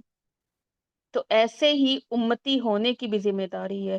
آخری نبی کی امت ہے نا، اس کے بعد کوئی نبی نہیں آنا. پہلے جو امتیں تھیں، پہلے پچھلی امتوں کو یہ کام نہیں ملا تھا، کیونکہ ان کے بعد آخری نبی آنا باقی تھا. ان کے پیغمبر نے، ان کے نبی نے ان کو یہ نہیں کہا تھا کہ میرے بعد جو ہے تم تبلیغ کرنا. لیکن ان کو آپ حال تو دیکھیں کرسچنس کا، کتنی وہ تبلیغ کریں، کتنی اصل میں تو وہ وجاہدو کر رہے ہیں، وہ جہاد کر رہے ہیں. اس ٹائم پہ سب سے زیادہ جو ہے کرسچینٹی عروج پہ ہے. لیکن ہمیں تو باقاعدہ پکار کے کہا گیا سورۃ البقرہ میں، ہمیں ہماری یہ ذمہ داری یاد دلائی گئی کہ تم نے کیا کرنا ہے، یہ کام کرنا ہے، آگے امر بالمعروف نہی عن المنکر کرنا ہے، اور یہ کام آگے جہاد کا حق ادا کرنا ہے. اور بارہا دفعہ قرآن مجید میں کہا گیا، اور یہاں واضح الفاظ میں آخری آیت میں کہا گیا وَجَاهِدُوا فِي اللَّهِ حَقَّ جِهَادِهِ هُوَ اجْتَبَاكُمْ، تمہیں چنا ہے تو تم یہ کام کرو. پھر آگے فرمایا فَأَقِيمُوا الصَّلَاةَ وَآتُوا الزَّكَاةَ، اور پھر نماز قائم کرو اور زکوٰۃ ادا کرو. کیونکہ یہ دو کیز ہیں اس رسپانسبلٹیز کو پورا کرنے میں، کیونکہ ان کے ذریعے تمہارا رب کے ساتھ کنیکشن بلڈ ہوتا رہے گا. یہ تمہاری پریکٹیکل جو ہے مثال تم پیش کرو گے تو تمہارا اللہ تعالیٰ سے ایک تعلق بن جائے گا. عمل سے تم اس تعلق کو مضبوط کرو گے. اور پھر وَاعْتَصِمُوا بِاللَّهِ، اللہ تعالیٰ سے مضبوط اس کو تھام کے رکھو. پیچھے ہم پڑھ چکے ہیں وَاعْتَصِمُوا بِحَبْلِ اللَّهِ، اللہ کی رسی کو تھام کے رکھو. یہاں بھی حب کا لفظ جو ہے وہ اللہ تعالیٰ نے نکال دیا اور ڈائریکٹ کنیکٹ کر دیا آنر دینے کے لیے کہ اللہ کے ساتھ چمٹ جاؤ، اسے مضبوطی سے جو ہے پکڑ کے رکھو. کیوں؟ پیچھے بات ہو رہی ہے حق کا جہادی کی. جب انسان کوشش کرے گا نا تو یقیناً مخالفتیں آئیں گی، لوگوں کی رکاوٹیں آئیں گی، تانے سننے پڑیں گے، گھر والے ہی باتیں سنانے شروع کریں گے، یہ کیا پاگل ہو گئے ہو، کس رستے پہ چل گئے ہو، دن رات ایک ہی کام. اپنے گھر والوں کی بھی باتیں سننی پڑیں گی، باہر والوں کی بھی مخالفتیں آئیں گی. تو کیا کرو وَاعْتَصِمُوا بِاللَّهِ، اللہ کو تھام کے رکھو. کیوں؟ هُوَ مَوْلَاكُمْ، وہ تمہارا مولا، اس سے چمٹ جاؤ، اس کو تھام لو، تمہیں لوگوں کی باتوں کی پرواہ نہیں ہوگی. فَنِعْمَ الْمَوْلَى فَنِعْمَ النَّصِيرُ، کتنا اچھا مولا ہے اور کتنا اچھا مددگار ہے. یعنی جب تم اس رستے پر چلو گے، قربانیاں دینی پڑیں گی تو تمہیں خود محسوس ہوگا. کئی رشتے کٹیں گے تو یاد رکھنا کہ تمہارا دوست بھی اللہ ہے، تمہارا مددگار بھی اللہ ہے. اب آپ دیکھیں آیت شروع ہوئی تھی، یا اس آج کے سبق کو اگر ہم دیکھیں تو شروع ہوا تھا شرک کی مذمت سے، پھر توحید کا پیغام، اور آخر میں کہا اٹھو اور جہاد کرو. ایمان سے بات شروع ہوئی اور عمل پہ مکمل ہو گئی. یعنی ایمان کا تقاضا یہ ہے کہ عمل کر کے دکھاؤ. اور اگر پوری صورت میں دیکھیں تو بات شروع ہوئی تھی تقوی سے. جب تقوی آئے گا، تقوی کیسے آئے گا تمہارے اندر؟ جو ہے اللہ سا ڈر، اللہ کی محبت آئے گی کیسے؟ جب تم اللہ کو پہچانو گے. اور اللہ کو نہ پہچاننے کی وجہ سے تم قدر نہیں کر پاؤ گے. اس لیے اللہ کو پہچانو. جب اللہ کی پہچان آئے گی تو تم پر ایک ذمہ داری آئے گی جہاد کا حق ادا کرنے کی. تو تم جب جہاد کرنے نکلو گے تو تم اپنے مولا کو محسوس کر پاؤ گے. اگر یہاں پر ہم اپنے آپ کو دیکھیں کہ جہاد کرنے کے لیے ہمیں عملی طور پر کچھ کام کیا کرنے چاہیے، تو تہیہ کرنا چاہیے. پہلی ہماری شرط اپنے آپ سے یا کنڈیشن یہ ہونی چاہیے کہ میں نے تہیہ کرنا ہے، کہ میں نے یہ کام کرنا ہے، میں نے اللہ کے راستے میں اپنے آپ کو کھپانا ہے. تو بند دروازے کھلنا شروع ہو جائیں گے. کسی کی ملامت، کسی کی تنقید، کسی کی ناراضگی، اس کی پرواہ ختم ہو جائے گی. پھر آپ کو کوئی چیز بری نہیں لگے گی، کوئی پریشانی نہیں رکھے گی. کسی قسم کی ہرس، کسی قسم کی ہوس، لالچ، صلے کی توفیق، یہ سب چیزیں دل سے نکال دیں. تب مقصد پر فوکسڈ رہیں گے. اور یہ کام جو ہم کرنا چاہ رہے ہیں یہ قربانیوں کے بغیر نہیں ہوگا. قربانیاں دینی ہوں گی، اللہ کے دین کی خدمت کے لیے اپنے آپ کو کھپانا ہوگا۔ اور اگر دنیا سے محبت ہوگی نا تو پھر انسان دنیا ہی کی خواہش میں لگا رہے گا، اور دنیا پانے سے اگر کام چلتا ہوتا نا تو انسان کو یہ بار بار تاکید نہ کی جاتی کہ اپنی آخرت کی تیاری کرو۔ دنیا کی کچھ خواہشات کو آخرت کے لیے کل پر چھوڑنا ہوگا۔ اور یہاں پر ہم دیکھ سکتے ہیں کہ اللہ کی قدر کی بات آئی ہے۔ جو اللہ کی قدر پہچانے گا نا وہی حق ادا کرے گا، اور جتنی قدر زیادہ ہوگی نا اتنی اپنی کوشش کم نظر آئے گی۔ یعنی آپ کو اللہ کی پہچان جتنی ہوتی جائے گی اتنا آپ تھکیں گے، اور آپ کو لگے گا پتہ نہیں یہ بھی کام ہے، یہ بھی قبول ہوا کہ نہیں، اتنا اللہ سے آپ کا جو ہے کنیکشن بنتا چلا جائے گا۔ اور یہاں ہم اپنے آپ سے کچھ سوال کریں آخر میں صورت کے، تو ہم یہ دیکھ سکتے ہیں کہ کچھ سوالات اپنے سامنے رکھ کے اپنا محاسبہ، سیلف انالیسس کر سکتے ہیں کہ میں اور آپ کن کاموں میں تھک رہے ہیں۔ کیا میں اللہ کے دیے ہوئے کام کا حق ادا کرنے کی کوشش کر رہی ہوں، اور میری کوششیں ہیں کس کے لیے؟ کیا میں نے قرآن کو پڑھنے کا حق، اس کو سیکھنے کا حق، اس کو آگے پہنچانے کا حق ادا کر دیا؟ اور میں اگر یہ نہیں کر پائی تو میں اور آپ اپنے لیے ایک سوال لکھ کے رکھ لیں کہ کب ہم یہ کام کریں گے۔ یہیں پر صورت کا اختتام ہوتا ہے۔ الحمدللہ اللہ ہی کی توفیق سے یہ کام مکمل ہوا، اور ہمارے لیے بہت سے سوالات اور بہت سے میسج چھوڑ گئے۔ بات شروع ہوئی تھی تمام انسانیت کو پکارتے ہوئے کہ اے لوگو اللہ کا تقوی اختیار کرو، کیونکہ وہ زلزلہ، وہ قیامت کی گھڑی بہت بڑی چیز ہے۔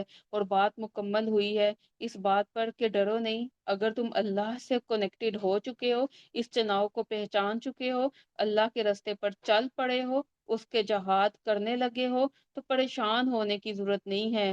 وہ مولاکم، وہ تمہارا مولا ہے، اور جسے مولا مل جائے، جسے دوست مل جائے، تو وہ کتنا زبردست دوست ہوگا اور کتنا زبردست مددگار ہوگا۔ اللہ سبحانہ و تعالیٰ سے دعا ہے کہ اللہ تعالیٰ ہمیں چن لے اور ہم سے یہ کام بھرپور طریقے سے قبول کر لے۔ آمین۔ جزاک اللہ خیرن کثیرہ۔ ہم آج جو ہے ایک مختصر سی دعا کریں گے، کیونکہ الحمدللہ ایک تکمیل کا موقع بھی ہے۔ ہم نے ایک خوبصورت ایک سیشن سٹارٹ کیا اور اللہ کی توفیق سے اس کو مکمل کیا، تو یہ بھی ایک تکمیل ہے، اور قرآن کے پڑھنے کے بعد جو دعائیں کی جاتی ہیں وہ بھی قبول ہوتی ہیں۔ اور خاص طور پر آج تو دعا ہی کا دن ہے، 9 ذوالحج، اتنا خوبصورت دن جس میں دعاؤں کے لیے جو ہے کثرت کرنی چاہیے، اور عرفہ کے دن کی دعا جو کہ قبولیت کی سند لگتی ہے۔ تو ہم اسی امید کے ساتھ اور اسی یقین اور اسی یکسوئی کے ساتھ اپنے رب سے دعا کریں گے، اللہ تعالی ہماری تمام دعائیں قبول فرمائے۔ اعوذ باللہ من الشیطان الرجیم، بسم اللہ الرحمن الرحیم، سبحان اللہ و بحمدہ سبحان اللہ العظیم، سبحان اللہ و بحمدہ سبحان اللہ العظیم، سبحان اللہ و بحمدہ سبحان اللہ العظیم۔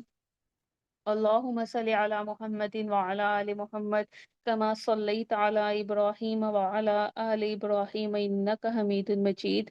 اللهم بارك على محمد وعلى آل محمد كما باركت على إبراهيم وعلى آل إبراهيم إنك حميد مجيد۔ اللهم ارزقني يتفكر وتدبر لما يتلوه لساني من كتابك، والفهم له والمعرفة بمعاني، والنظر في عجائب، والعمل بذلك ما بقيت، إنك على كل شيء قدير۔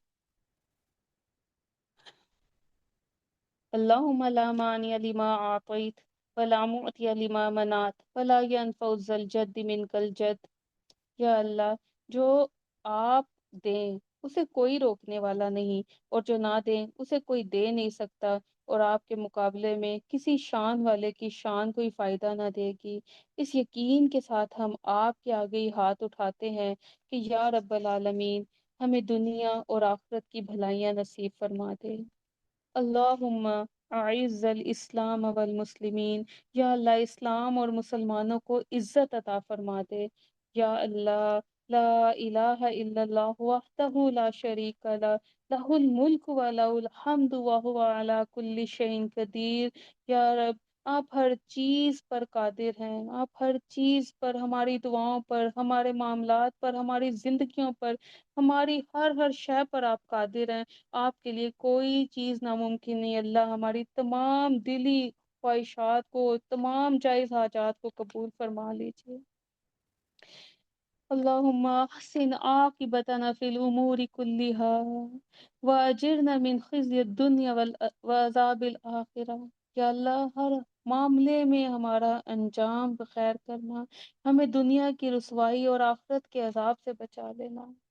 یا رب العالمین، ہماری مدد فرمانا۔ یہ جو ہم نے چھوٹی سی کوشش کی ہے، حالانکہ ہم وہ گنہگار، وہ ناشکرے لوگ ہیں جنہوں نے قرآن کو چھوڑ رکھا ہے، ہم اس کا وہ حق ادا کرنے کی طرف آتے نہیں، لیکن اللہ جو چھوٹی سی کوشش کی ہے، اس کو قبول فرما لیجیے، اس کو اپنی رحمت سے بڑا اعلیٰ مقام سے قبول فرما لیجیے۔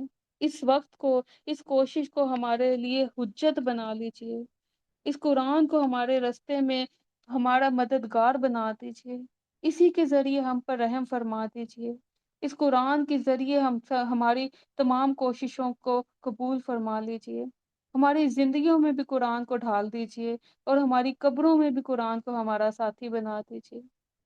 کہ اللہ، آپ ہمارے مولا ہیں، ہم نے ابھی جانا آپ غنی ہیں، آپ ہمارے مولا ہیں، اور اتنے زبردست، اتنے پیارے مولا ہیں۔ آپ تو غنی ہیں اور ہم فقیر ہیں، ہم آپ کے دھر کے محتاج ہیں، ہم عبد ہیں، ہم غلام ہیں۔ ہم نے اپنے اسٹیٹس کو پہچانا، ہم نے اپنی حیثیت کو پہچانا، اور اس حیثیت کو پہچانتے ہوئے ہم آپ سے آپ کی رحمانیت کی، آپ کی محبت کی درخواست کرتے ہیں کہ آپ ہمیں معاف کر دیجیے، آپ ہم پر رحم فرما دیجیے، آپ ہماری نیتوں کو اپنے لیے خالص کر لیجیے۔ اللہ ہمارے تمام اعمال کو قبول کر لیجیے۔ اللہ اللہ ہمارے عمل کو اپنی رضا دینے کے لیے قبول کر لیجیے۔ اللہ اس عمل کو جنت الفردوس دینے کے لیے حجت بنا دیجیے۔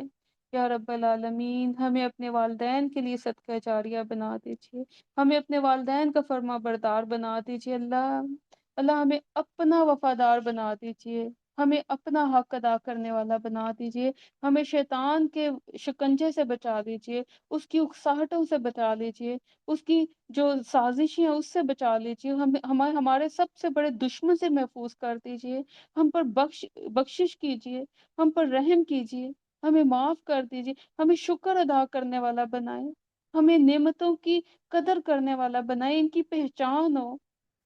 یا رب العالمین، ہماری مدد فرمائیں کہ ہم اس راستے پر استقامت کے ساتھ چلتے رہیں۔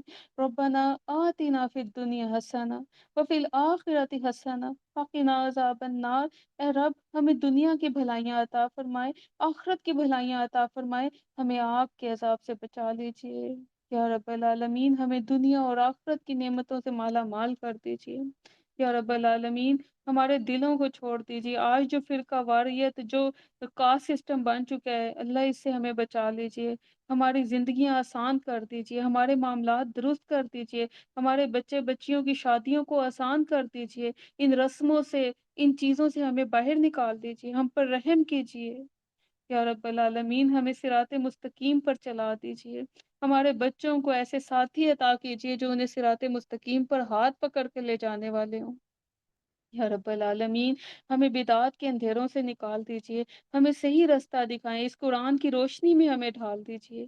یا رب العالمین، ہمیں ہمت دیں کہ ہم اپنے گھروں سے فرسودہ اور ہندوانہ رسومات کو ختم کر سکیں۔ یا رب العالمین، ایسے اسباب پیدا کر دیجیے کہ ہم سادگی کو اپنانے والے ہوں۔ اللہ ہمیں بے حیائی کے فتنے سے بچا لیں، ہماری بیٹیوں کو با حیا بنا دے، ہمارے مردوں کو غیرت والا بنا دے۔ اللہ ہماری عورتوں کو جو ہے حیا کے دامن میں ان کو سمٹنا سکھا دیجیے۔ یا رب العالمین، ہماری اولادوں کی حفاظت کیجیے، ان کی نظروں کی، ان کی شرم گاہوں کی حفاظت کیجیے، ان کو زنا سے بچا لیجیے، انہیں حیا دار بنا دیجیے۔ یا رب العالمین، ہم اتنے بے بس ہیں کہ کچھ باتیں ہم نہیں اپنی اولادوں کو کہہ سکتے، آپ ایسے اسباب پیدا کیجیے کہ جو آپ ان کو سنوانا چاہتے ہیں وہ سن جائیں، جو انہیں دکھانا چاہتے ہیں وہ دیکھ لیں۔ یا رب العالمین ہماری کمی کوتاہیوں کو دور کر دیں۔ یا رب العالمین ہمارے والدین کو بخش دیں۔ رب ارحمہما کما ربیانی صغیرا، جن کے والدین زندہ ہیں انہیں ان کی بھرپور اطاعت، ان کی بھرپور خدمت کرنے کی توفیق دیں، اور جن کے والدین دنیا سے جا چکے ہیں ان کی بہترین مہمان نوازی کریں، اور ان کی اولادوں کو ان کے لیے بہترین صدقہ جاریہ بنا دیں، اور ان سب کو اکٹھا کر دیں جنت میں۔ یا رب العالمین ہمیں معاف کر دیجئے، تمام اہل ایمان کو معاف کر دیجئے، تمام مسلمانوں کی مغفرت فرما دیجئے۔ یا رب العالمین ہمارے دلوں کو اپنی اطاعت پر موڑ دیجئے، ہمارے نفس کو تقوی عطا کیجئے۔ یا رب العالمین اگر ہمیں آپ نے معاف نہ کیا تو ہم کہاں جائیں گے، کس کا در کھٹکھٹائیں گے؟ لا الہ الا اللہ وحدہ لا شریک لہ، کوئی ہے ہی نہیں، آپ ہی تو ہیں، آپ کا کوئی شریک ہے ہی نہیں۔ لہ الملک و لہ الحمد، تمام بادشاہی، تمام تعریف، تمام کبریائی سب کی سب آپ کی ہے، تمام اتھارٹی، تمام پاور آپ کے پاس ہے۔ وہو علی کل شیء قدیر، آپ ہر چیز پر قادر ہیں۔ اللہ ہماری دعاؤں پر کن فرما دیجیے۔ یا رب العالمین ہمارے دلوں کو اپنی رضا کے کاموں کے لیے تیار کر دیجئے۔ یا رب العالمین مسلمانوں پر رحم کیجئے، ارض پاکستان پر رحم کیجئے، اور جتنے بھی مسلمان جہاں جہاں ظلم کی چکی میں پس رہے ہیں، خاص طور پر اللہ غزہ میں، فلسطین میں اور کشمیر میں، اور جہاں جہاں مسلمانوں پر ظلم ہو رہا ہے، اللہ اسلام کا غلبہ کر دیجئے، ان ظالموں سے نجات دے دیجئے اور ان کو نیست و نابود کر دیجئے۔ یا رب العالمین ہمیں معاف کر دیں کہ ہم آپ کا حق ادا نہیں کر پا رہے۔ اللہ ہمیں اپنی صحیح پہچان، اپنی صحیح معرفت کروا دیجئے، ہمیں اپنی محبت عطا کر دیجئے، ہمیں معاملہ فہمی سکھا دیجئے، ہماری مدد فرمائیے۔ یا رب العالمین ہمیں خاندانوں کو جوڑنے والا بنا دیجئے، بہترین کردار بنا دیجئے ہمارے، ہمیں حکمت سکھا دیجئے کہ ہم ہر معاملے میں حکمت کرنے والے ہوں۔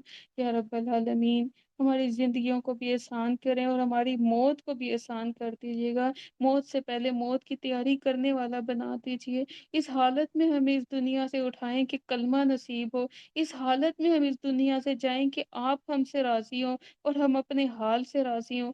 قیامت کے دن ہمیں اپنا دیدار نصیب فرمائیے گا۔ اللہ جنت کی محبت ہمارے دلوں میں ڈال دیجئے، اپنی سچی محبت ہمارے دلوں میں ڈال دیجئے۔ یا رب العالمین ہمیں اور ہماری اولادوں کو قرآن سے جوڑ دیجئے، ہمیں قرآن کی محبت اور ایسا رزق عطا کیجئے کہ جو ہم آپ کے راستے میں کھپانے والے ہوں۔ یا رب العالمین ہماری دنیا اور آخرت دونوں آسان کر دیجئے۔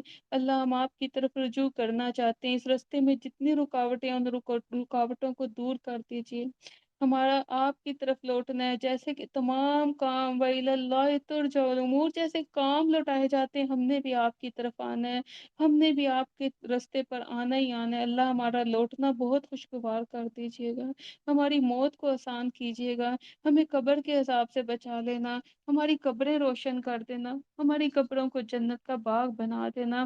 یا رب العالمین حشر کے دن ہمیں امن کے ساتھ اٹھانا، اور حشر کے میدان میں ہمیں اپنے عرش کا سایہ نصیب کرنا، ہم پر اپنا نور تمام کر دینا۔ یا رب العالمین ہم بے بس ہیں، ہم مجبور ہیں، ہم دنیا کی مصیبتوں میں بھی الجھے ہوئے ہیں اور آخرت کی بھی پریشانی سے ہم ایسے بے نیاز ہوئے بیٹھے ہیں۔ اللہ ہم سب پر رحم فرما دے۔ یا رب العالمین ہماری کوششوں کو قبول کر دے، ہم بڑے کمزور ہیں، ہماری تنہائیوں کی حفاظت فرما لے، ہمارے اگلے پچھلے گناہ معاف کر دیں، ہماری جو ہے جتنی بھی کوششیں ہیں ان کو اپنے راستے میں قبول کر لے۔ یا رب العالمین قرآن کی محبت ہمارے دلوں میں بارش کے قطروں کی طرح ڈال دیجیے۔ یا رب العالمین ہمیں معاف کر دیں۔ اللہ اس دن جو ہے دعائیں قبول ہونے کا دن ہے، اللہ ہم تجھ سے اپنے زوج کی محبت مانگتے ہیں، اپنے زوج اور اپنے آنے والی نسلیں جو ہمارے بچوں کے زوج ہیں ان کی بھی خیر مانگتے ہیں۔ اللہ ہمارے گھروں کو امن والے گھر بنا دے، ایسے زوج ہماری اولادوں کو نصیب فرمائے کہ جو ہماری نسلوں کی بہترین تربیت کرنے والے ہوں، تا قیامت آنے والی نسلوں میں علماء، شہداء، اور قرآن کے حفاظ پیدا کرنا، دین کے دائی پیدا کرنا۔ اللہ ہمارے بچوں کو ضائع ہونے سے بچا لینا یا رب العالمین۔ تو ہمیں اپنی اولادوں کی بہترین تربیت کرنے والا بنا دے، ہمیں حکمت دے دے اللہ، ہماری آنکھوں کی ٹھنڈک بنا دے، انہیں ہمارے گھروں میں سکون دے دے، ہمارے گھروں میں خوشیاں اور امن دے دے۔ یہ لڑائی جھگڑے، یہ فساد، یہ دین کے راستے میں بھی جو رکاوٹیں، ان سے بھی دور کر دے اللہ۔ تیرے ہاتھ میں سب کے دل بدلنا، ان دلوں کو بدل دے، ان تمام دلوں کو ایک ہی پچ پر لے، اور وہ ہے قرآن، تیرے دین کا راستہ۔ یا اللہ ہم اپنے گھر میں اپنے شوہر کا، اپنے بچوں کا دل مانگتے ہیں کہ وہ تیرے سے لگ جائے، سچی 5 وقت کی صحیح نماز قائم کرنے والے بن جائیں، سکون ہو ہمارے گھروں میں، انہی گھروں سے دین کے دائی ہوں، ہمارے گھر میں دین کا کام ہو یا اللہ۔ ایسی کوئی ہمیں کوشش کرنے کی توفیق عطا فرما دے یا رب العالمین۔ تیرا احسان ہوگا، ہم تیرے مشکور ہوں گے، تو ہمارا محسن ہے اللہ۔ ہمارے ہم گنہگار ہیں، ہم ناچیز ہیں، ہمارے پاس مانگنے کو بھی صحیح الفاظ نہیں، ہمیں تو کچھ سمجھ ہی نہیں آتی، چند باتوں کے بعد ہمارے پاس الفاظ ختم ہو جاتے ہیں، جبکہ تیری بات تمام سمندر سے آئی بنے، تمام جو درخت ہیں وہ قلم بن جائے، تب بھی تیرا کلام ختم نہ ہو اللہ۔ ہمارے پاس تو ہم تیری پہچان ہی کم ہے، ہم تو کچھ کہنے کے قابل ہی نہیں ہیں اللہ۔ تو ہمیں اپنی صحیح پہچان کروا دے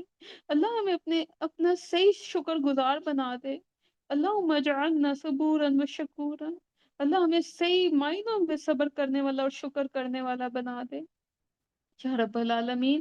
ہمیں اپنی نظروں میں چھوٹا ہی رکھنا، ہمیں تکبر سے، ریاکاری سے، ان فتنوں سے بچا کے رکھنا، ہمارے دلوں کی صفائیاں کر دے۔ لا الہ الا اللہ وحدہ لا شریک لہ، لہ الملک و لہ الحمد وہو علی کل شیء قدیر۔ لا الہ الا انت سبحانک انی کنت من الظالمین۔ اللہم انک عفو کریم تحب العفو فاعف عنا۔ اللهم إنك عفو كريم تحب العفو فاعف عنا۔ اللهم إنا نسألك الجنة الفردوس ونعوذ بك من عذاب النار۔ اللهم أجرنا من النار، اللهم أجرنا من النار، اللهم أجرنا من النار۔ ربنا تقبل منا، ربنا تقبل منا، ربنا تقبل منا إنك أنت السميع العليم، وتب علينا إنك أنت التواب الرحيم۔ سبحان ربك رب العزة عما يصفون وسلام على المرسلين والحمد لله رب العالمين۔ سبحانك اللهم وبحمدك نشهد أن لا إله إلا أنت نستغفرك ونتوب إليك۔ السلام علیکم ورحمۃ اللہ وبرکاتہ۔